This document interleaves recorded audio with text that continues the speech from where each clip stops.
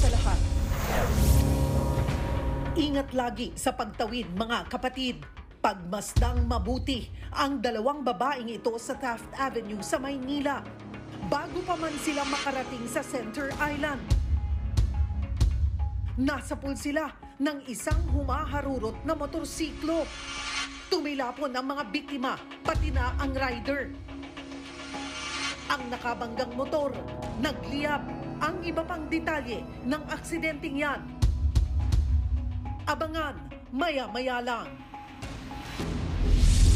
Ngayong ika-23 araw ng Enero taong 2025.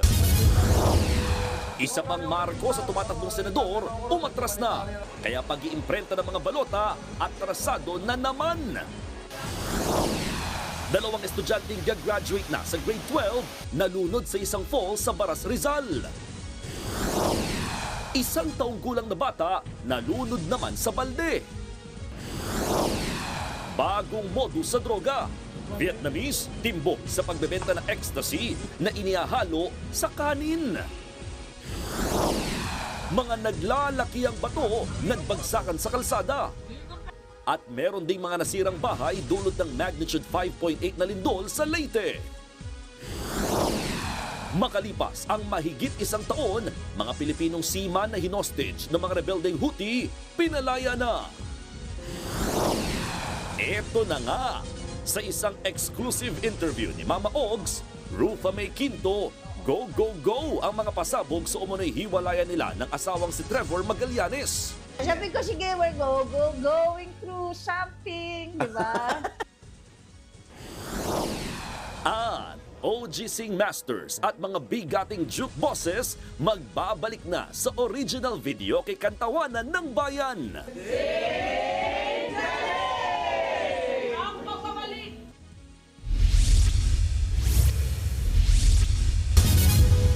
Nalunod sa fall sa ang dalawang graduating student sa Baras, Rizal. Hindi raw ganun kagaling lumangoy ang mga biktima pero nagpunta pa rin sila sa malalim na bahagi ng talon. 2 oras sinuyod ang falls bago na-recover ang bangkay ng mga estudyante. Nasa frontline ng balitang yan si Gary De Leon. Paulit-ulit na sinisid ng rescue team ang ilalim ng Unga Falls sa Baras, Rizal. Hinahanap nila ang dalawang estudyanteng lalaki.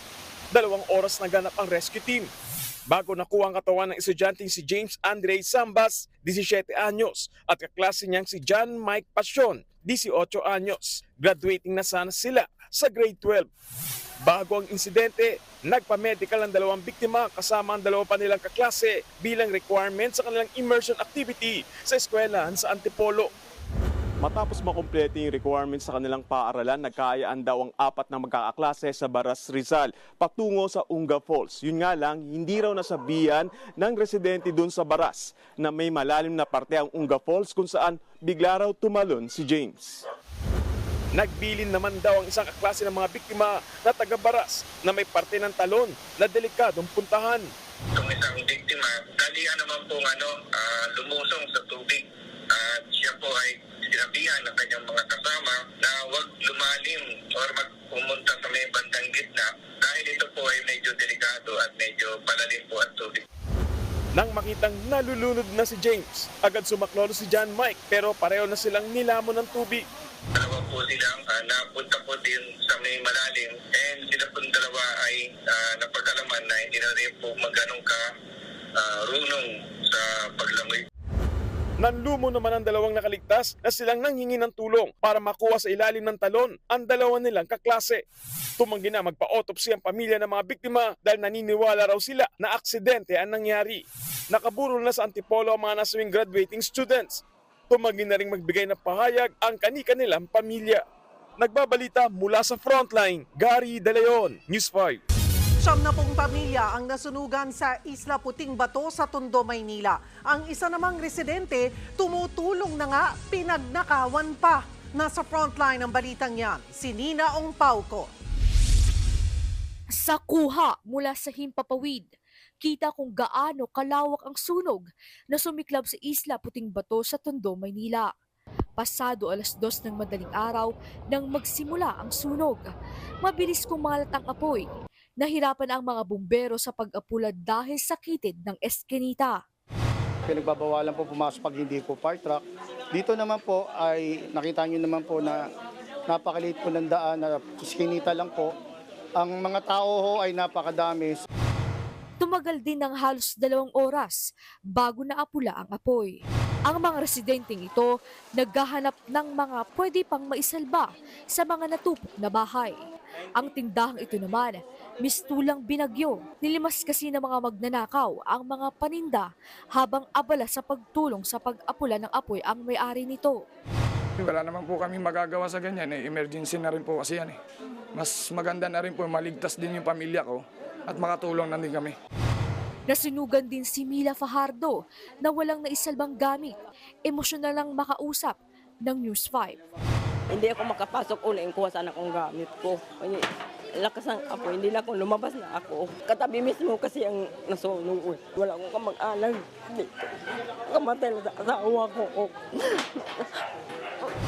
70 pamilya ang nawalan ng tirahan. Ayon sa Manila Fire Department, nasa 30 bahay ang natupok. Aabot sa 150,000 pesos ang halaga ng pinsala. Wala namang nasawi o nasugatan sa sunog. Iniimbestigahan ang sanhi ng sunog. Matatandaang nasunog din ang bahagi ng Isla Puting Bato, Nobyembre noong nakarang taon kung saan daang-daang pamilya rin ang naapektuhan. Nagbabalita mula sa Frontline, Nina Ong Pauco, News 5. Isang Vietnamese na tulak umano ng droga ang arestado sa Makati City. Ang ino-order sa kanyang ecstasy nakatago sa sinaing na kanin. Nasa frontline na balitang yan si Elaine Fulencio. Sa transparent na container na ito, kitang may laman itong kanin. Hindi naman masamang magbaon yan. Pero nang halongkating ng mga kawani ng NBI AOTCD, nabistong may nakahalong sachet ng droga sa kanin. Sir, go na sir. Nasabat ang mga container niyan sa buy-bust operation sa isang condominium sa Makati City. Hey. We're from the NBI. Arestado ang Vietnamese drug suspect na target ng operasyon. Wala siyang kamalay-malay na mga operatiba na ang kanyang katransaksyon. Mailap ang 18 anyos na dayuhang suspect. Tanging sa isang messaging app lang siya nakikipagtransaksyon. Modus daw niya na ipadala sa motorcycle rider ang illegal na droga para i-deliver sa parokyano. Ayon sa NBI, Nobyembre noong nakaraang taon nang makatanggap sila ng tip na talamak ang pagbebenta ng illegal na droga ng Vietnamese. Ang kanilang parokyano ay mga Vietnamese and Chinese nationals lang kasi hindi maintindihan yung messaging doon sa platform. Nakumpiska rin sa kwarto ng sospek ang mga pakete ng ecstasy at ketamine. Aabot sa 660,000 pesos ang halaga ng nasabat na droga. Nasagip naman ang 2 babaeng Vietnamese na ginagamit umanong panghikayat sa mga parokyano. Pinaghahanap din ng kapatid ng sospek na kasabwat umano sa bentahan ng droga at dati na rin kinasuhan dahil sa illegal na droga. Itinanggi naman ng sospek ang paratang. Do you sell drugs? Yeah. Maharap sa reklamong paglabag sa Comprehensive Dangerous Drugs Act at Cybercrime Prevention Act ang sospek. Nakikipag-ugnayan ng NBI sa Bureau of Immigration para matukoy kung lehitimo ang pananatili sa bansa ng nahuling Vietnamese. Iniimbisigahan kung saan galing ang mga illegal na droga. Nagbabalita mula sa Frontline, Elaine Fulgencio, News 5. 170 million pesos na halaga ng shabu ang nasabat sa isang mag-ina sa isang pantalan sa Cebu City. Depensa ng mga sospek, sumunod lang daw sila sa utos ng taong hindi naman nila kilala. Nasa frontline ng balitang yan si John Aroa. Bultu-bultong shabu ang nasabat ng mga otoridad sa mag-inang ito matapos dumating sa Pier 4 sa Cebu City kaninang umaga.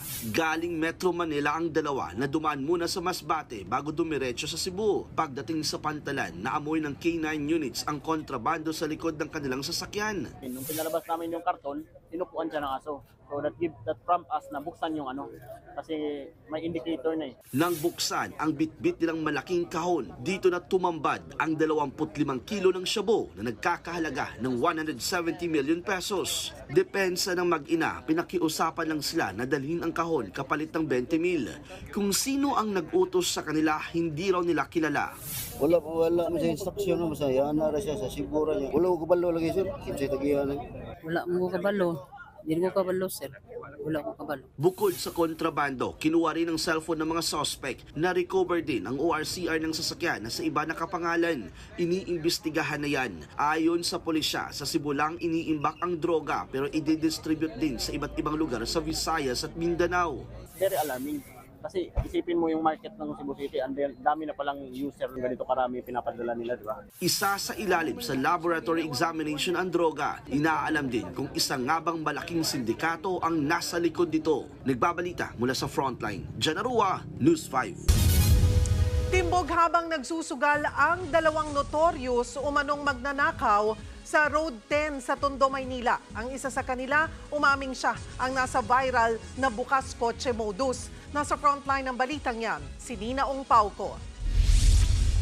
Matapos ang mahigit 1 linggong pagtugis sa kulungan ng bagsak ng 2 binansagang jumper boy sa Tondo, Maynila. Isa sa kanila ang itinuturong nasa likod ng bukas kotse modus sa Road 10 noong January 10. Sa viral video, binuksan ng sospek ang pintuan ng kotseng naipit sa traffic. Sa kapersahang hinablot ang bag ng sakay nito. Sabay karipas ng takbo, kasamang isa pang kasabwat. Ayon sa mga pulis, nahuli ang mga sospek sa gitna ng pagpapatrolya. Inaaktuhan po namin na nagsusugal po itong mga to. And upon verification po, yung isa po dito ay siya po yung suspect sa robbery incident po na nangyari. Dagdag pa ng pulisya ang jumper boys ang notorious na magnanakaw sa Road 10. Namupukpok po o sinisira nila yung mga toolbox, kinukuha yung mga kaldero, yung mga tools, o di kaya yung mga cellphone ng ating mga truck drivers po. Parehong 19 anyos ang dalawang sospek. Umamin naman ang isa na siya nga ang nasa viral video. Sabi pa niya, wala naman silang napakinabangan sa ninakaw na bag. Puro makeup lang po. Tinapon na po namin. Nangingi po ako ng pasensya doon sa nakuhanan ko. Sana po mapatawad niyo po ako. Hinahanap pa ang kasabwat niya sa video. Habang isa namang inaresto, umaming jumper boy nga siya at sangkot sa mga nakawan sa Road 10. Humingi naman ng tawad ang magulang ng isa sa mga sospek. Bilang isang ina po, hinihingi ko po nakapatawaran ng aking anak. Sana po mapatawad niyo po siya. Dahil hindi nagreklamo ang mga biktima, paglabag sa illegal gambling lang ang kasong kinahaharap ng jumper boys.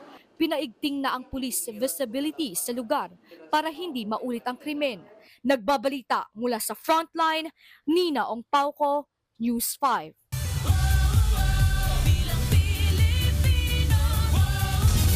Umatras na sa pagtakbong senador para sa Bilang Pilipino 2025 ang online personality na si Francis Leo Marcos. Sa kanyang pag-atras, naantala na naman ang pag-iimprenta ng mga balota. Nasa frontline ng balitang yan, si Mon Gualvez. Ayokong gumastos ang gobyerno. Dumiretso sa tanggapan ng COMELEC ang online personality na si Francis Leo Marcos. Galing pa siyang Vintar, Ilocos Norte. Ang pakay niya, formal nang umatras sa kandidatura sa pagkasenador sa darating na Bilang Pilipino 2025. Yan ay kahit naglabas ang Korte Suprema ng temporary restraining order laban sa desisyon ng COMELEC na ideklara siyang nuisance candidate. Dahil sa mga inilabas sa TRO ng SC, naaantala ang pagre-reprint ng mga balota. Nanghihinayang naman daw si Francis Leo Marcos sakaling masayang ulit ang mga balota dahil sa panibagong adjustment na gagawin ng COMELEC. The money of the people will be spent for nothing. So kung ako lang yung magiging hadlang para gumastos na naman ng panibagong 100 milyon ng gobyerno, mas mamatamisin ko na lang, marami pa namang eleksyon eh. Isa rin sa dahilan kung bakit siya umatras sa pagkasenador ay para raw magbigay daan sa pagtakbo ng re-electionist na si Senator Amy Marcos. Masasapawan niya kasi sa balota ang senadora sakaling tumuli siya sa pagtakbo. Posible raw malito ang mga botante kung dalawa silang Marcos sa balota. Alam naman ni Manang na mahal ko yan eh. Ngayon, kung tanungin nyo na lang siya kung mahal niya ako o hindi. Kasi kung dalawa nga kaming Marcos doon, baka parehas pa kaming matalo. Imbis na kahit papano may Marcos na magsisilbi sa bayan, eh mawala pa.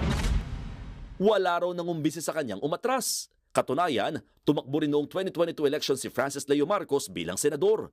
Umabot pa nga sa halos 5 milyong botong nakuha niya. At dahil sa pagkatras niya ngayon, aalisin na muli ng COMELEC ang pangalan niya sa balota habang hindi pa sila ulit nagsisimulang mag-imprenta. Pinilit ng COMELEC na matapos sa mga bagong ballot phases hanggang ngayong araw. Katunayan, bukas ng hapon sana nakaschedule ang reprinting ng mga balota. Pero dahil sa panibagong development, panibagong delay o pagkaantala na naman sa pag-iimprenta. Dahil sa pagkalas ni Francis Leo, i-edit na naman ang balota at madedelay ulit ang printing. Hihingi muli kami ng mga 2 hanggang 3 araw sapagkat muli namin babaguhin yung database ng COMELEC. At the same time, isi-serialize muli namin ng mga balota at the same time, yung mga ballot phases muli namin babaguhin. Lunes ng umaga, target ng COMELEC simulan ang reprinting ng mga balota. Nagbabalita mula sa frontline, Mon Gualvez, News 5. Tinago na ni Senator Risa Ontiveros ang ilang probisyon ng kontrobersyal na anti-teenage pregnancy bill kasunod ng mga kritisismo. Umaasa raw siyang susuportahan na ito ng mga senador na binawi ang kanilang pirma sa panukala. Nasa frontline ng balitang yan si Ria Fernandez. Imbes na mga libro't notebook sa paaralan, lampin, gatas at 4 na buwang sanggol ang araw-araw na hawak ngayon ni na Jane at Jet. Hindi nila tunay na pangalan. Hindi na rin muna sila nakikipagbarkada. 13 si Jet nang mabuntis ang nooy 14 anyos niyang girlfriend na si Jane. May sexuality education naman daw sila sa klase. Aware po naman po. Pinagsasabihan po ako lagi ng kaibigan ko. Kaso di po na napigilan. Opo. Kinailangan tuloy nilang tumigil sa high school para matutukan ng anak. Nasa poder sila ngayon ng mga magulang ni Jet. Sagot daw ng kanyang nanay at tatay ang lahat ng gastos. Wala pa po kasing makuha ang trabaho, tsaka pa po ako. Bata pa po, wala pa sa tamang edad. Sa kabila na nangyari, desididong bumalik sa pag-aaral sina Jane at Jet. Balik eskwela sila ngayong darating na Hunyo. Ano ba pangarap? Maging police po. So, sinong inspirasyon mo? Sinong inspirasyon mo? Family ko po. Mensahe lang ni na Jet at Jane, huwag silang gayahin ng ibang kabataan. Umaasa ngayon si Senadora Risa Ontiveros na papasa na sa panlasa ng mga kritiko ang substitute bill para sa isinusulong niyang Prevention of Adolescent Pregnancy Act of 2025. Sana rin daw mahikayat nitong muli ang 7 senador na nag-withdraw ng kanilang suporta sa orihinal na bersyon ng Senate Bill 1979. Inalis na kasi ang mga kontrobersyal na probisyon at isinama ang mga rekomendasyon ni Senate President Cheese Escudero. Kabilang na riyan ang pag-alis sa katagang guided by international standards, paglimita ng sex education sa edad 10 pataas at pag-adjust sa 16 years old pataas pagdating sa access sa reproductive health products ng walang parental consent. I hope this allays valid and genuine fears. I hope this helps bring us senators together to finally pass a prevention of adolescent pregnancy bill that our country so desperately needs. Ito po'y nananatiling acceptable sa mga advocate groups ng mga child rights advocates, mga adolescent rights advocates, mga kapwa ko magulang. Naniniwala naman si Ontiveros na hindi na babalik sa committee level ang pagdinig sa naturang substitute bill. The withdrawal of signatures doesn't have the effect of reverting it back to the committee level, gaya ng napag-usapan natin ngayon lang. Any objections by other senators should be expressed in plenary through questions and other proposed amendments. Kaya gaya ng nabanggit ko, ang susunod na mangyayari ay nakadepende sa gagawin ng body sa plenary. Nagbabalita mula sa Frontline, Ria Fernandez, News 5. Pinalaya na ang 17 tripulanteng Pinoy na higit 1 taong hinostage ng mga rebelding Houthi. Karamihan sa kanila, trauma ang inabot. Nasa frontline ng balitang yan, si Rainiel Pawid. Nakatapak na muli sa lupa ang 17 Pinoy na tripulante ng barkong MV Galaxy Leader. Sila ang hinostage ng mga rebeldeng Houthi ng mahigit 1 taon. Kabilang sila sa 25 crew members na binihag sa cargo ship. November 2023 nang lusubin at i-hijack ng Houthi ang MV Galaxy Leader sa Red Sea. Ayon sa Department of Foreign Affairs, malaking tulong ang Sultanate of Oman sa pagpapalaya ng mga Pinoy na tripulante. Ang pamahalaan daw ng Oman ang nakipagdialogo sa Houthi para palayain ang mga binihag nilang tripulante. We have to thank also countries like the US, Egypt, Qatar, who were responsible for getting the Israeli and Hamas ceasefire deal together, no? Pinasalamatan naman ni Pangulong Bongbong Marcos ang Sultan ng Oman na si Haitham bin Tariq sa matagumpay na pakikipagnegosasyon para sa pagpapalaya ng mga na-hostage na tripulante. Dagdag pa ni PBBM ang matatapang na Pinoy seafarers ang rason kung bakit niya pinirmahan ang Magna Carta of Filipino Seafarers. Layon daw nitong protektahan ang kanilang karapatan at masigurong mabibigyan sila ng pantay na oportunidad sa maritime industry. Ngayong gabi inaasahang dadating sa Pilipinas ang 17 tripulanting Pinoy mula Oman. Agad silang isa sa ilalim sa psychosocial intervention. They're traumatized, but I'm sure home is a great medicine pag nakauwi na sila. Walang injured if you mean that. No? They were treated well. Tumaba nga yung iba sa kanila. So at least that, alam natin, no? Nag-abiso na noon ang Department of Migrant Workers sa ship owners na iwasan muna ang Red Sea at Gulf of Aden dahil sa mga insidente ng pang-hijack ng mga rebelde. Paalala rin nila sa mga Pinoy na tripulante, may karapatan silang tumanggi sa paglalayag lalo na sa warlike zones. Kapag tumanggi sila rito, libre silang mapababalik ng Pilipinas at ibibigay rin ang 2 buwan nilang sahod. Nagbabalita mula sa Frontline, Rainiel Pawid, News 5. Showbiz, eto na nga! Mga kapatid, eto na nga ang mga rumaratsyadang showbiz balita ngayong Huwebes.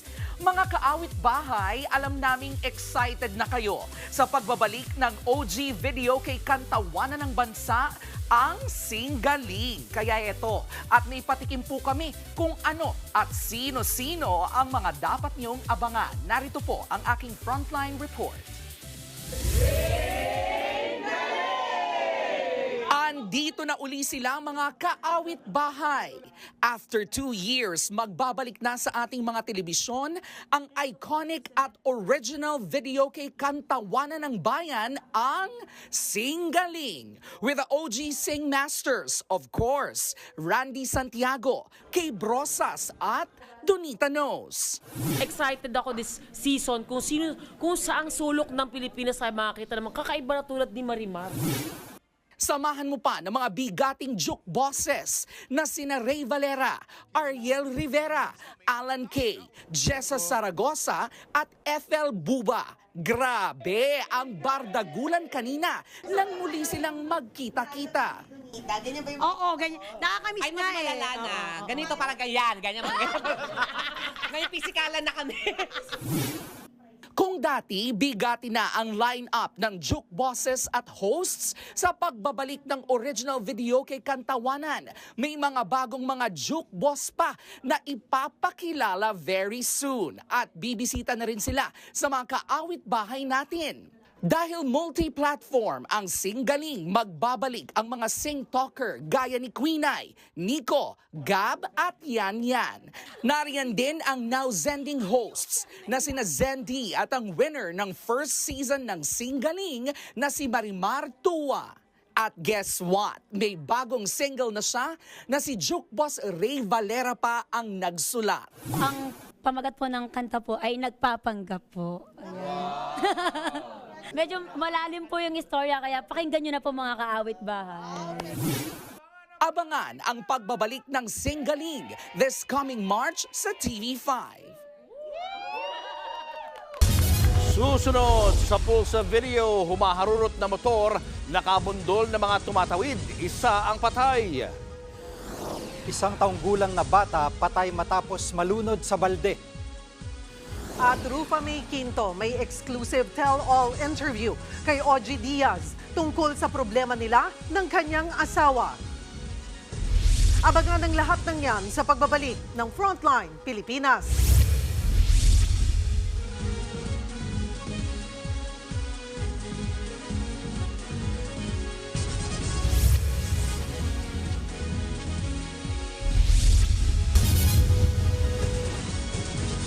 Mga kapatid, Julius Babaw po. Nasa Middle East o sa amang dako ka ng mundo, manatiling may alam at may pakialam sa mga mainit na balita dito sa ating bansa.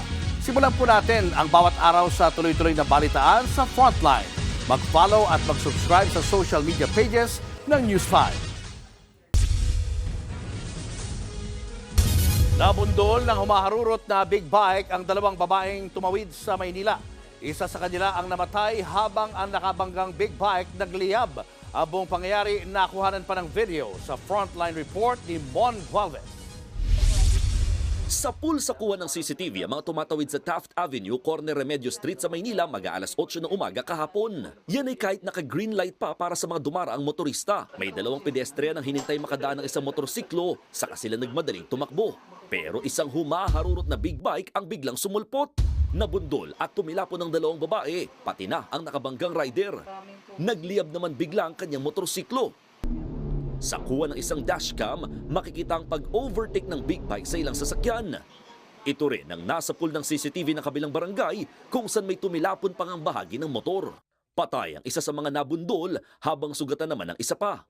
Critical din ang kondisyon ng nakabanggang rider. Kwento ng ilang rumisponde sa insidente, masyadong mabilis ang takbo ng big bike. Boom! Ganun po yun. Boom! Malakas ang tunog ng big bike. Kasi alam niyo naman po, big bike, malayo pala, maririnig niyo po eh. Pero ayon sa pulisya, hindi dapat humaharurot ang mga sasakyan lalo na sa mga intersection o sa may pedestrian crossing. Napakabilis talaga ng takbo niya. Ayun ang naging dahilan na hindi niya na rin nakontrol na maiwasan itong dalawang biktima na tatawid. Sinampahan ng reklamong reckless imprudence resulting in homicide and physical injury ang nakabanggang rider. Nagbabalita mula sa Frontline, Mon Gualvez, News 5. Ito pa isang aksidente, sumalpok sa concrete barrier ang isang SUV sa EDSA Ortigas. 3 bloke ng barrier ang natumba sa lakas ng pagkakasalpok. Wala namang sugatan pero nagdulot yan ng pagbigat ng trapiko kagabi. Ayon sa SUV driver, paliko na siya patung northbound lane ng mabangga. Hindi niya raw napansin ang mga concrete barrier. Nalunod sa balde ang isang taong gulang na bata sa Sagbayan, Bohol. Ayon sa ina ng biktima, pinagbantay niya ang batang si Dodong sa kapatid nito. Kumain daw kasi ang ina sa katabing bahay ng kanyang mga magulang. Makalipas ang 10 minuto, nakita nila ang batang nakasubsob na sa balde sa likod bahay. Posibleng inabot daw nito ang damit sa loob ng balde at nawala ng balanse. Nakaburol na ngayon ang bata. Showbiz, eto na nga! Mga kapatid, eto na nga. In a tell-all exclusive interview with OG Diaz, inamin po ni Rufa May Quinto ang tungkol sa pinagdaraanang marital problems. Pero taliwas sa online rant ng kanyang asawa, hindi pa raw na ipafile ang kanilang divorce. Narito po ang aking report. From one controversy to another, nakangiti pa rin ang aktres na si Rufa May Quinto. Even her antics, abay walang kupas. Go, go, go pa rin in life. Pagkatapos ng pagkakadawit niya sa investment scam issue, hinarap na rin ni Rufa May ang mga tanong sa balitang hiwalayan nila ng asawang si Trevor Magallanes. Sa exclusive interview ni Mama OG Diaz kay Peachy sa kanyang OG Diaz YouTube channel, inamin niya ang marital issues nila ni Trevor. Sabi ko, sige, we're going through something, di ba? Ewan ko kung ano talaga. Basta sabi niya ayaw na niya. Yun lang ang naintindihan ko sa mga narason.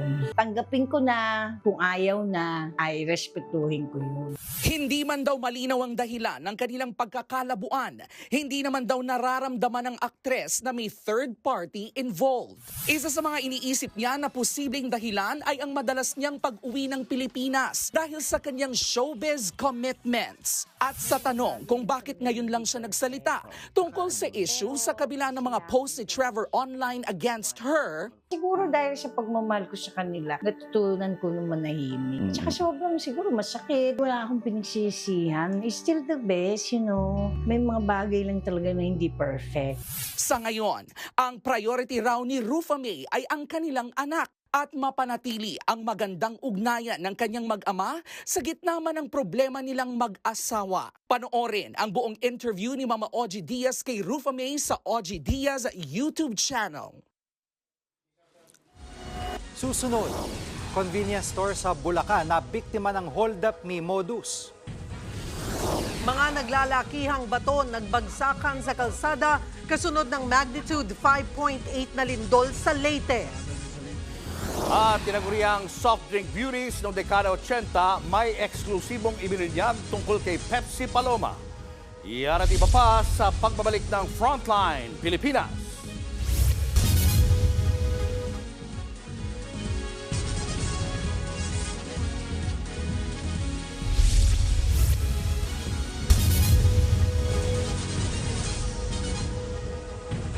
Mga kapatid, Julius Babaw po, nasa Middle East o saan mang dako ka ng mundo, manatiling may alam at may pakialam sa mga mainit na balita dito sa ating bansa. Simulan po natin ang bawat araw sa tuloy-tuloy na balitaan sa Frontline. Mag-follow at mag-subscribe sa social media pages ng News 5. Gawa-gawang hold up ang kinasa ng isang empleyado ng convenience store sa Bulacan pero sadyang walang sikretong hindi nabubunyag. Nasa Frontline balitang yan si Gary De Leon. Magbubukas pa lang ang convenience store na ito sa Hagonoy, Bulacan nang salakayin umano ng hold-upper. Agad tumawag sa Hagonoy Police ang biktimang empleyado para magpasaklolo. Kwento ng empleyado ng store, sinundan daw siya ng isang rider at tinangay ang 137,000 pesos na kita ng tindahan. Nasa labas naman ng convenience store ang dalawa pang kasabwat para magsilbing lookout. Dire-diretso sa story. At doon, ang kwento niya, tinutukan na siya ng kutsilyo. Mag-isa lang yung hold-upper. Pero habang nasa presinto, may napansin ng mga investigador sa biktima na tila balisa at may paulit-ulit na tumatawag sa kanyang cellphone. Doon na sinilip ng mga pulis ang kanyang cellphone at nabisto ang mensahe kung saan nakikipagsabwatan siya sa hold-upper. Dahil nasukol na, umamin ng empleyado at itinuro ang lugar kung saan matatagpuan ang tatlo niyang kakutsaba sa gawa-gawang pang-hold up. Agad na aresto ang tatlo at nabawi ang pinaghati-hatian na nilang perang nilimas sa convenience store. Pag-amin ng empleyado ng convenience store, naisipan daw niya maghanap ng mga hold up sa kanya dahil sa problema sa utang na 50,000 pesos. Bunga ng pagkakalulong niya sa online gambling. Na-tiyempo raw na hindi pa nairirimit sa bangko ang ilang araw na nilang benta kaya naengganyo raw siya. Laking pagsisisi ngayon ng empleyado dahil baon na nga siya sa utang. May kaso pa siya at wala na ring babalik ang trabaho. Hindi po talaga kaya ng konsensya ko kasi hindi ko po talaga actually gawain lahat. Para na rin po may tama yung pagkakamali. Sinampanan ng kasong robbery ang 4 na suspect. Nagbabalita mula sa Frontline, Gary De Leon, News 5.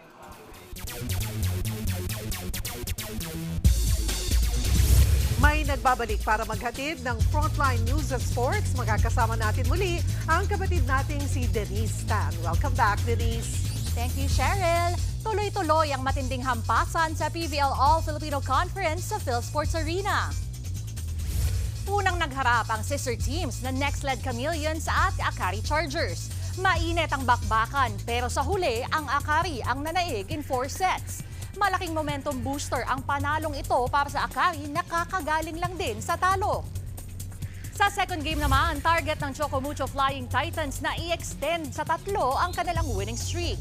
Pero hindi magiging madali yan dahil makakaharap nila ang mainit ding PLDT high-speed hitters. Malaking hamon para sa Titans ang absence ni veteran spiker Kat Tolentino na nagpapagaling matapos operahan dahil sa ruptured appendix.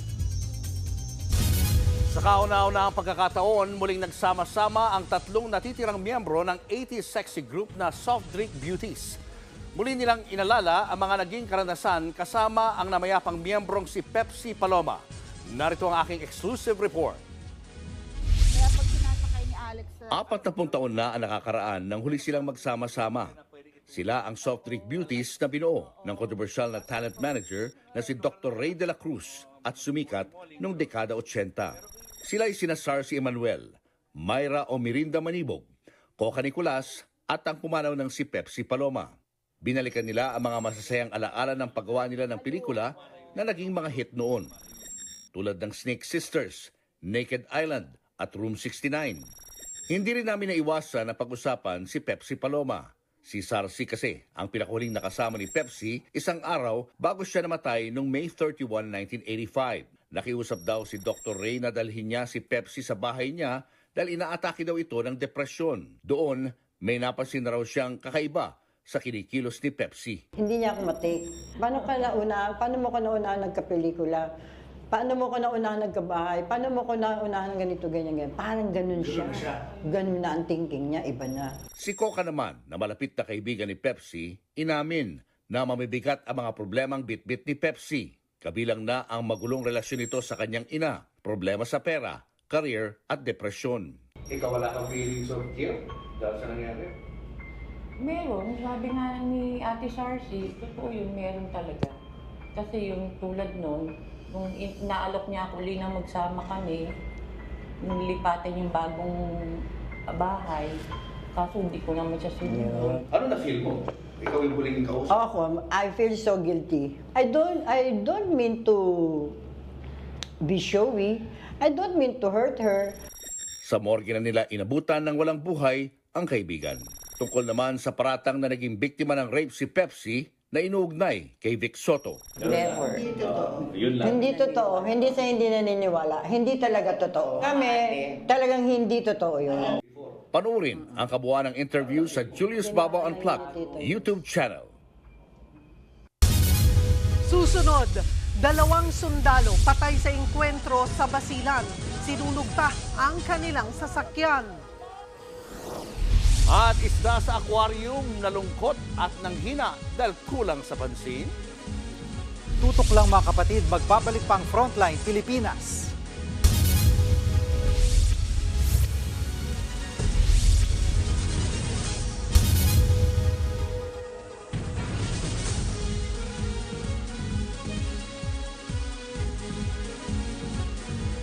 Mga kapatid, Jig Manikad po, nasa Middle East o saan mang dako ka ng mundo manatiling may alam at may pakialam sa mga mainit na balita dito sa ating bansa.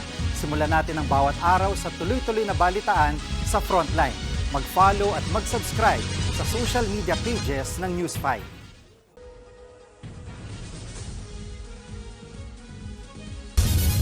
Dalawang sundalo ang patay sa hiwalay na engkwentro ng militar laban sa bandidong grupo at MILF sa Sumisip, Basilan. Sinunog pa ang truck ng militar. Nasa frontline ng balitang yan, si Gio Robles.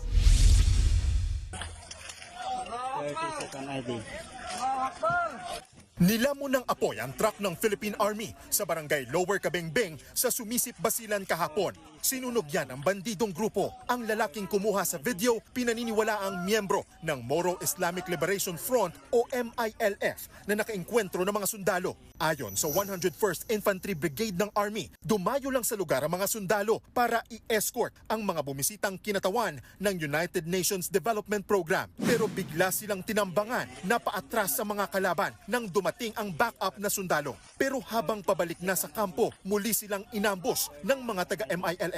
Sinunog ang military truck. Sa ilang kumalat na larawan, kita pa ang ilang hinihinalang taga-MILF na nagpakuha ng litrato sa nagliliyab na truck. Sa kabuuan, 2 ang kumpirmadong patay sa hanay ng militar. 2 rin ang nasawi sa mga bandido. Ginagamot naman sa Zamboanga City ang 12 sugatang sundalo. Kanina, dumating na rin sa Basilan si AFP Chief of Staff General Romeo Bronner Jr. para makipagpulong sa ibang opisyal ng militar tungkol sa nangyaring engkwentro. Ayon sa MILF, hindi raw nakipag-coordinate sa kanila ang militar. Kinundina naman ni Presidential Peace Advisor Carlito Galvez ang pag-atake sa Basilan. Kaduwagan daw ang tangkang harangin ang peace process sa Basilan. Para hindi na lumala ang tensyon, nanawagan na rin si Bangsamoro Chief Minister Ahud Ibrahim sa lahat ng panig na huminahon at idaan sa usapan ang nangyari. Sa panig naman ng Basilan LGU, naniniwala silang isolated case lang ang nangyaring engkwentro. Nagbabalita mula sa Frontline, Gio Robles, News 5. Patay ang isang pahinante matapos magsalpukan ang 2 trailer truck sa South Luzon Expressway kaninang umaga. Ayon sa PNP Highway Patrol Group, pag-aalas 5 na madaling araw nang mangyari aksidente sa may Susana Heights sa Muntinlupa. May iniwasan daw ang isang sa mga truck. Sumalpok naman ito sa kasabay na truck pagkabig sa kabilang linya. Sugatan ng driver ng nakabanggang truck habang dead on arrival naman sa ospital ang kasama niyang pahinante. Patuloy pa rin ang investigasyon ng otoridad sa aksidente. Posibleng maharap sa reklamo ang nakabanggang driver na nakakonfine pa rin ngayon sa ospital. Susunod, kilalanin ang isda sa aquarium na nalungkot dahil kulang daw sa pansin. Marami pa kayong mga balitang dapat malaman sa pagbabalik ng Frontline Pilipinas.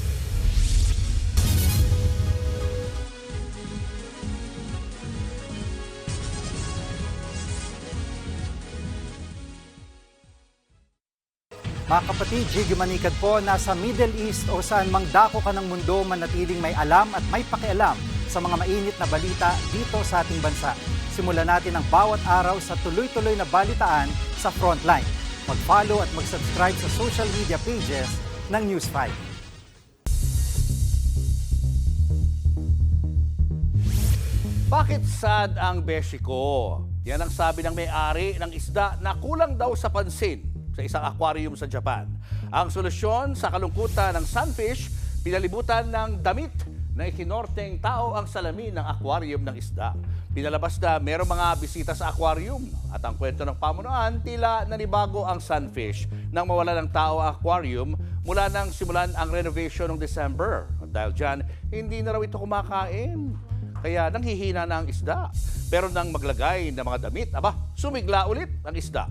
O magbubukas na ang aquarium sa July 2025. Binuksan na ang bagong headquarters ng Philippine Star sa Parañaque. Matapos sa mahigit 3 dekadang pananatili ng dyaryo sa Manila Port Area, lumipat na sila sa bago nila opisina sa Amvel Business Park sa Sucat. Tampok din dito ang exhibit kung saan makikita ang pinagmulan ng Philippine Star at 3 founder nito na sina Betty Go Belmonte, Max Oliven at Art Borjal. Ayon kay Philippine Star President and CEO Miguel Belmonte, nakikita nila na magiging multimedia powerhouse ang pahayagan sa iba't ibang platforms. A new chapter, a new dawn for the Philippine Star.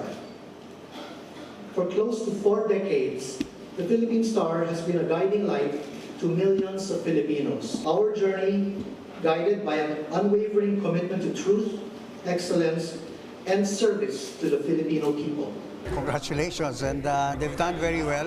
Last year was one of the highest profits they've ever registered. So it's a tribute to the management team and to the people of the Star, no? for doing so well. Mga naglalakihang bato ang nagbagsakan sa Leyte dahil sa magnitude 5.8 na lindol.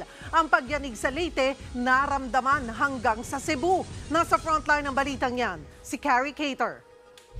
Nakahambalang sa kalsada ang naglalakihang tipak ng bato sa Barangay Tabugon sa Liloan, Southern Leyte. Nahulog ang mga bato mula sa bundok dahil sa magnitude 5.8 na lindol. Puro tipak ng bato rin ang kalsada sa bayan ng San Francisco kung saan ang epicenter ng lindol. Nagkabasag-basag pa ang mga kasangkapan sa loob ng bahay na ito. Halos wala na ring natira sa dingding ng bahay na ito. Nagkawasak-wasak din ang mga kalsada at tulay sa bayan.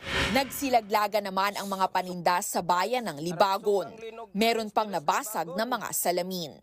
Sa bayan ng St. Bernard na bahala ang mga residente nang gumuho ang bahagi ng bundok sa barangay Old Ginsaugon. Matapos ang pagyanig, pilit nilang isinalba ang mga mapapakinabangang gamit. Si Gemma ninenervyos pa rin daw matapos lumindol habang nasa eskwelahan ang 5 taong gulang na anak. Nung medyo mahina na po, tinakbo namin ng husband ko papunta sa school. Nung anak ko sabi ko niya, "Ma, bagyo ma." Kasi yung room daw nila, nag-shake. Naramdaman din ang lindol sa ibang lugar kabilang ang Cebu. Sa Guadalupe Elementary School, nagtakbuhan palabas ang mga estudyante. Paliwanag ng PHIVOLCS tectonic ang lindol o dulot ng paggalaw ng fault. Expected naman po na makakaramdam talaga sila ng mga pagyanig, maminsan-minsan. Okay. Seismically active po yung lugar. Nagkalindol din sa Zamboanga City. Pagtitiyak naman ng PHIVOLCS, hindi senyales ang mga lindol na papalapit na ang the big one. Nagbabalita mula sa Frontline, Carrie Cater, News 5. Mahigit 2 milyong pisong halaga ng tanim na marijuana ang nasabat sa magkakahiwalay na lugar sa Cordillera. Nasa Frontline ng balitang yan, si John Aroa. Pinagbubunod sa kasinunog ng mga tauhan ng PNP at PDEA ang halos 6,000 tanim na marijuana sa Tinglayan, Kalinga. Nabisto ang mga iligal na marijuana na matagpuan sa isang plantasyon. Lumalabas sa nagkakahalaga yan ng 1.2 million pesos. Sa Benguet naman, mahigit 1.1 million pesos talaga ng marijuana ang sinira. Mula yan sa magkaiwalay na operasyon sa bayan ng Bakun at Kibungan, kung saan mahigit 5,800 na tanim na marijuana ang nadiskubre. Parehas walang naabot ng cultivator ang mga otoridad. Sa Aguul, La Union, timbog naman ang 45 anyos sa si Romina Alabanza na isang tulak ng droga. Naaresto siya sa ginawang bypass operation kung saan binentahan niya ng 4 na pakete ng shabu ang mga ahente ng PDEA. Nagkakalagaya ng 13,600 pesos. Dati na raw nakulong dahil din sa pagbebenta ng droga si Alabanza noong 2021 pero nakalaya dahil sa plea bargaining. Muli siyang mahaharap sa paglabag sa Comprehensive Dangerous Drugs Act. Nagbabalita mula sa Frontline, Janarua, News 5. Arestadong 3 binatilyo matapos magnakaw ng motorsiklo sa Dumaguete City. Martes ng madaling araw ng malambat ng PNP Highway Patrol Group ang 3 sospek na sinalias Lorenzo, Rondel at JC. Ayon sa mga pulis, maghahating gabi nung Lunes nang tangayin ng 3 ang nakaparadang motor sa labas ng isang boarding house. Agad naman itong nireport ng may-ari sa PNP. Makalipas ang 1 oras, nahuli rin ang 3 suspect. 5 kolorong na sasakyan ang na-impound ng mga otoridad sa inilunsad na operasyon sa Giginto, Bulacan. Kabilang sa nahuli ng mga otoridad ay ang isang taxi na namamasada papuntang MRT North Avenue kahit labas na ito sa kanyang ruta. 3 pribadong sasakyan naman ang nahuli ring namamasada, Caloocan at Quezon City. Habang ang isang private van na bistong pumapasada rin bilang school service pa Malolos. Dinala ang 5 nasabat na sasakyan sa tanggapan ng LTO sa Quezon City habang hindi pa tinutubos ng mga may-ari. Libo-libong Pinoy ang mas piniling bumili ng hybrid at electric vehicle sa gitna ng mataas na presyo ng produktong petrolyo. Bukod sa matipid, marami ring benepisyo ang electric vehicles tulad ng exemption sa coding. Nasa frontline ng balitang yan si Ria Fernandez. Masakit na masyado sa bulsa ng abogadong si Patrick Cua ang mataas na presyo ng petrolyo. Kaya nang masira ang dating sasakyan niya sa baha, ang pinalit niya rito isang hybrid car o klase ng sasakyan na pwedeng patakbuhin ng electric at gasolina o diesel. Maganda raw ito dahil kung nawala na ito ng gasolina, pwede itong tumakbo sa pamamagitan naman ng kuryente. 2 buwan niya pa lang daw itong ginagamit, pero 2 beses pa lang daw siyang nagpapagas. Parang isang full tank na 1.5 yung range na tinakbo niya. No? Once na nag-hybrid ka na, parang you'll never go back to the traditional car. Ang iba naman, mas pinili ang full electric vehicles na hindi na kailangan talaga ng gasolina at sinacharge lang. Gaya ni Dr. Hil Cabalbat na hindi lang 1, kundi 5 ang EV cars. Bukod sa wala siyang gasto sa gasolina, pasok din daw ito sa renewable energy at environmental advocacy niya dahil wala itong usok. Halos pareho rin daw ang halaga nito sa mga degasolinang sasakyan. Ang maganda pa, exempted siya sa coding at may mga libre pang charging station. Ang lumalabas, so ang isang litro ng gasolina sa diesel 55 to 60, lumalabas lang dito sa yung equivalent ng 1 liter sa EV cars is around nasa 15 pesos, 10 pesos to 15 pesos. So napakalaking tipid. Sa datos ng Land Transportation Office, 7,500 pa ang electric vehicles mula sa 14 na milyong rehistradong sasakyan noong 2023. Mahigit 500 naman ang otorisadong EV charging stations ng DOE sa bansa. Balak ng gobyerno na paabuti ng 300,000 ang EVs pagdating ng 2028. Para maabot ang target, pinalawig pa noong nakaraang taon ni Pangulong Bongbong Marcos ang Executive Order No. 12 na nagbibigay ng tax break sa mga EV owner. Dahil dyan, may tax incentives na rin sa pagbili ng mga gaya ng hybrid car, e-trike, e-bike at e-jeepney. Sa kabila ng mga benepisyo ng electric at hybrid vehicles, may ilan pa ring duda rito. Siyempre, kalamitan naririnig dyan.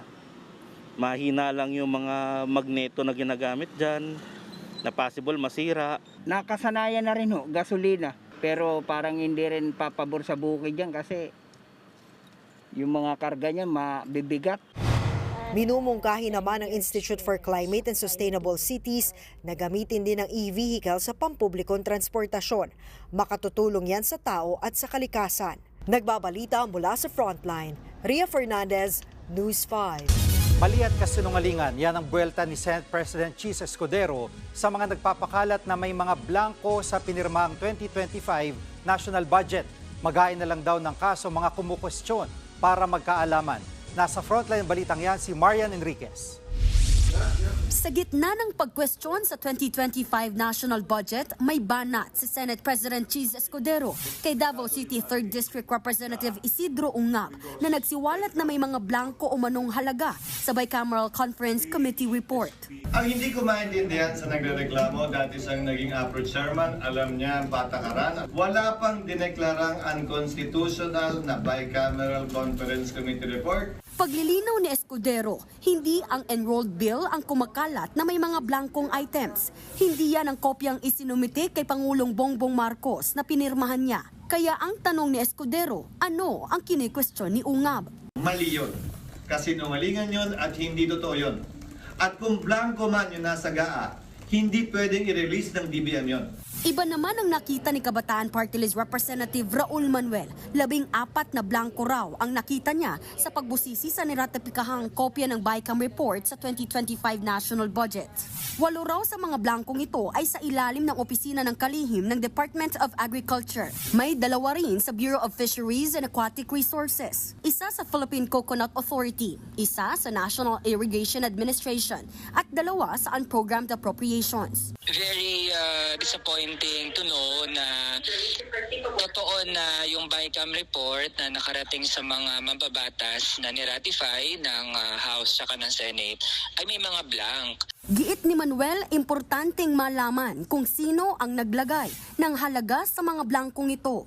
Sa batas sa falsification of legislative documents, maaaring makulong ng hanggang 6 na taon at multang hindi bababa sa 1.2 million pesos ang gagawa nito nang walang pahintulot. Panawagan din ni Manuel sa mga kapwa kongresista na miyembro ng BICAM magsalita na. Ayon naman kay dating Senator Ping Lacson, dapat mabusisi ito ng maigi. Kung ang enrolled bill daw ay iba sa ratified BICAM report, ang Kamara raw na in charge sa pag-imprenta ang dapat magpaliwanag. Ganyan daw ang nangyari noong 2019 na maraming na-veto sa budget nang madiskubre na may mga maanomalyang pinasok sa printed enrolled bill na wala naman sa ratified BICAM report. Hanggang ngayon, wala pa ring pahayag ang nagbitiw na chairman ng House Appropriations Committee na si Ako Bicol Party List Representative Zaldico. Tikom din ang ibang miyembro ng BICAM Committee tungkol sa issue. Hamon ngayon ni Escudero at iba pang mambabatas, pwede namang magsampa ng kaso sa korte ang mga kumikwestiyon sa 2025 national budget. Nagbabalita mula sa Frontline, Marian Enriquez, News 5. Binatikos ng China ang Pilipinas dahil sa paratang umano tungkol sa nahuling Chinese na pinaghihinalaang espiya. Ayon sa China, mahigpit nila laging pinapaalalahanan ang kanilang mga mamamayan sa abroad na laging sumunod sa batas ng ibang bansa.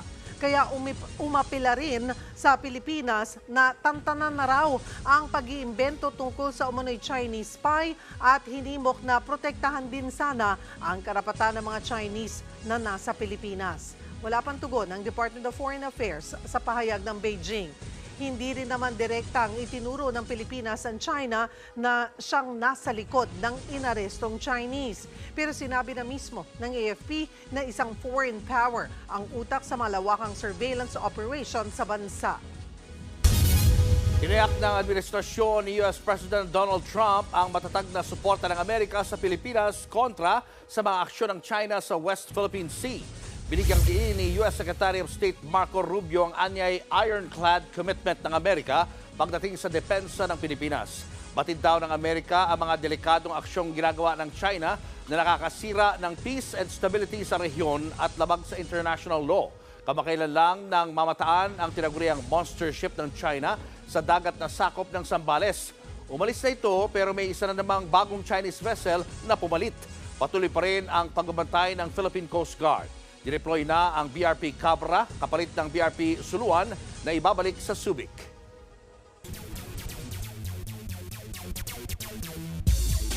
Nakuha naman ni Pinoy basketball player JD Kagulangan ang una niyang panalo sa Korean Basketball League matapos ang 3-game losing streak. Tinalo ng team ni JD na Suwon KD Sonic Boom ang Seoul Samsung Thunders sa score na 74-65. Limited lang sa 15 minutes si JD at nag-ambag siya ng 4 points, 3 rebounds and 4 assists sa panalo. Naputol din ang 5-game losing streak para sa Suwon. January 11 lang nang magsimulang maglaro ang former UAAP MVP Finals MVP para sa Suwon.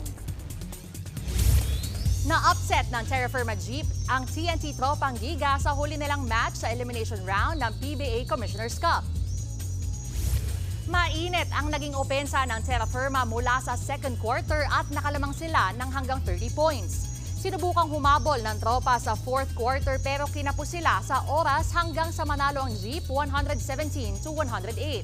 Nanguna si rookie Mark Nonoy na kumamada ng 33 points. Ito ang kaisa-isang panalo ng Jeep sa 12 laro ngayong conference.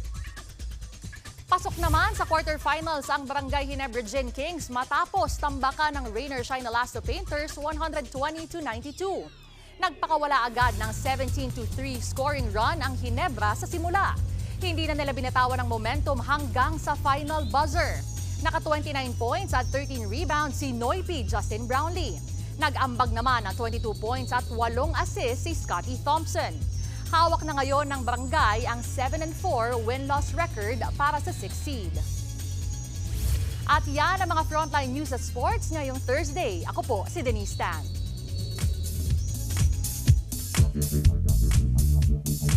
Mga kapatid, ito po ang tanong ko sa inyo. Haggard na ba kayo sa inyong trabaho? Alam niyo po ba na special working day today? Dahil ngayong araw ay ginugunita po natin ang First Philippine Republic Day. Ang unang republika ng Pilipinas o tinatawag ding Malolos Republic ay idineklara ni General Emilio Aguinaldo noong January 23, 1899. At dahil po dyan, nailagay sa mapa ang Pilipinas bilang unang republika sa Asia. Nasusulat nga sa libro ng ating kasaysayan na for more than 300 years ay sinako po tayo ng Espanya bago naganap ang Philippine Revolution noong 1896. Nang manalo ang Amerika laban sa Espanya, naging daan po ito para ideklara naman ni General Aguinaldo ang ating independence noong June 12, 1898. Yun nga lang, short-lived ang pagkakatatag ng unang republika ng Pilipinas. Nahuli kasi ng mga Amerikano si General Aguinaldo noong 1901 at napilitang makipag-alyansa sa Amerika. Ganun pa man, mahalaga pa ring alalahanin ang araw na ito bilang pagpapahalaga sa katapangan at kabayanihan ng ating mga ninuno. Para hindi naman tuluyang mabura ito sa isip nating mga Pilipino, pinirmahan po ni dating Pangulong Rodrigo Duterte noong April 5, 2018 ang Republic Act 11014 para ideklarang special working holiday ang First Philippine Republic Day. Ilang daang taon man ang lumipas, mahalaga pa rin na balik-balikan po natin ang mga bahagi ng ating kasaysayan at pagka-Pilipino. Dahil gaya ng lagi po naming sinasabi, ang mga gantong K-alaman ay maituturing din pong K-yamanan. K-okay. Susunod, Pastor Apollo Kibuloy pinayagan ng korte na manatili sa ospital. At silipin natin ang ganda ng Bukidnon na swak sa mga gustong magbakasyon. Tuloy-tuloy pa rin ang makabulang balitaan sa pagbabalik ng Frontline Pilipinas. Mga kapatid, Cheryl Cosing po. Nasa Estados Unidos, Canada o saan man dako ka ng mundo, manatiling may alam at may pakialam sa mga maiinit na balita dito sa ating bansa. Simulan natin ang bawat araw sa tuloy-tuloy na balitaan sa Frontline. Mag-follow at mag-subscribe sa social media pages ng News 5. Pinayagan ng korte na manatili sa ospital si Pastor Apollo Kibuloy matapos ma-confine itong Sabado dahil sa pneumonia. Ayon sa kanyang legal counsel na si Attorney Israelito Torion, may iniinda pa rin daw na ubo si Kibuloy. Ipapaubayan na lang daw ng korte sa BJMP kung ililipat ng ospital si Kibuloy. Hindi pa masabi kung kailan siya makababalik sa Pasig City Jail male dormitory. Ang mga doktor daw ni Kibuloy ang bahalang mag-update sa kanyang kalagayan sa korte. Ginawaran naman ng prestihiyosong World Integrity Prize si Senator Joel Villanueva. Kinilala ang senador bilang person of sincere anti-corruption integrity ng Anti-Corruption Civil Movement General Federation ng South Korea. Personal na binigay kay Villanueva ang award sa Senado bilang pagkilala raw sa kontribusyon niya sa paglaban sa katiwalian sa loob ng mahigit 2 dekada. Nagpasalamat naman ang senador sa natanggap na pagkilala. Nakakataba ng puso, nakaka-humble, and I feel so much blessed. It's a lonely battle. It's a very hard fight. Corruption has always been, no, since time immemorial, a big problem, a big challenge in this country. Showbiz, eto na nga! Mga kapatid, eto na nga. Nilinaw ni Marvin Agustin na walang kinalaman ang reunion movie nila ni Jolina Magdangal sa naurong na playdate ng pelikula ni Kim Chiu at Paolo Avellino. Nasa frontline ng balitang yan, si News 5 digital producer Bon Belinario.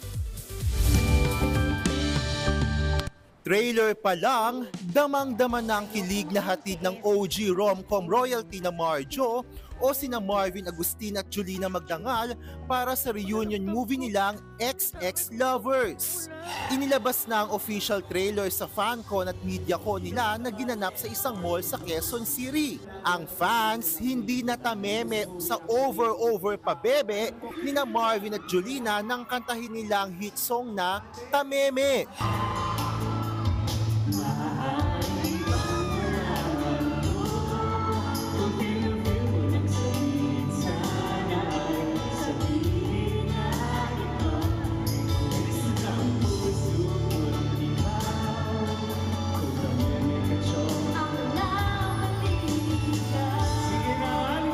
Aminado sina Marvin Agustin at Jolina Magdangal na natagalan ng kanilang muling pagsasama dahil gusto nilang maging bongga at hindi basta-basta ang kanilang pagbabalik big screen. Masasabi ko sa movie na to, kailangan nyo panoorin para maramdaman nyo na marami pang levels ang ibig sabihin ng love. Speaking of love, mafo-fall in love talaga ang kanilang fans dahil hindi lang Marjo ang reunited sa movie. May special participation kasi ang OG 90s youth-oriented gimmick barkada tulad ni na Judy Ann Santos, Mylene Dizon, G. Tonji at Dominic Ochoa.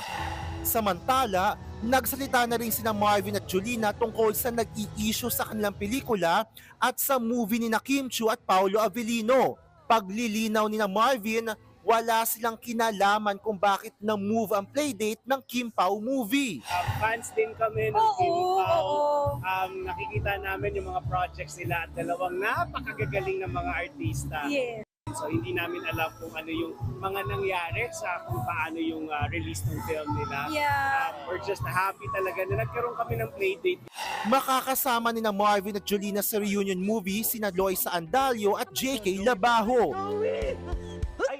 Joey, ha? Mapapanood na yan sa February sa mga sinihan nationwide.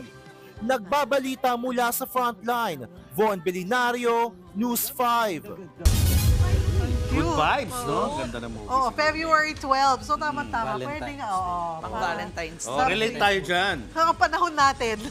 Mga batang 90s. Mga panahon namin noon na. Kayo. Napanood ko yun, Marvin Jolina. Ikaw Si naabutan mo Bujoy. na yun? Yes, Ha? so, mga ano, yun naman, Si Bujoy, di ba? Yung sa character ni Baguio. Jolina sa Baguio. Eh, magugustuhan. Best friend sila nagkain-laban. Yeah, panoorin natin yan. At yan ang mga balita at impormasyong dapat nyo malaman sa araw na ito. Mga balita para sa may alam at may pakialam. Kami ang inyong mga kasangga sa Frontline Pilipinas. Akala ko nga.